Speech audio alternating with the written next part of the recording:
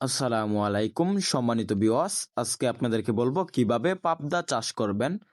পাবদা চাষে দ্বিগুণ লাভ। তো চাষি ভাইরা, পাবদা চাষে লাভ কিন্তু অনেক বেশি, কেননা পাবদা মাছগুলা ফিড খাবারের উপর নির্ভরশীল।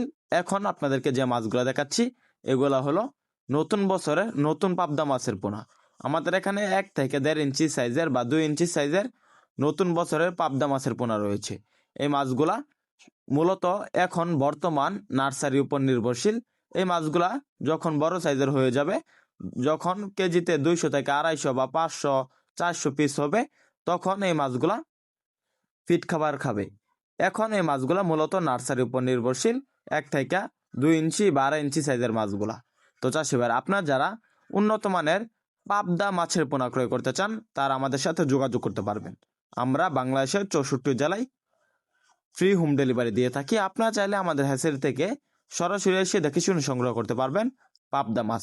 পাবদা মাছ দ্রুত গ্রোথ আসে। মাত্র 6 মাসে পাবদা মাছগুলো বাজারে বিক্রি করতে পারবেন। 6 মাসে পাবদা মাছ দেখা যাচ্ছে 5 থেকে 6 পিসে কেজি আসে। তখন এই মাছগুলোর বাজার মূল্য থাকে 400 থেকে 500 টাকা কেজি। সর্বনিম্ন 400 থেকে 500 টাকা কেজি এই মাছগুলো বাজারে বিক্রি করতে পারবেন। প্রতি কেজি মাছের পিছনে আপনার খরচ করতে হবে 100 থেকে 150 টাকা পোনা ক্রয় সহ, আর বিক্রি করতে পারবেন 400 থেকে 500 টাকা কেজি। আর এই মাছগুলার খাবার খরচ বা বিভিন্ন খরচ সব মিলে 200 টাকা প্লাস খরচ হয়ে যাবে। তারপরে আপনারা 500 টাকা কেজি ধরে বিক্রি করতে পারবেন। এই মাছগুলার বাজারে প্রচুর পরিমাণ চাহিদা।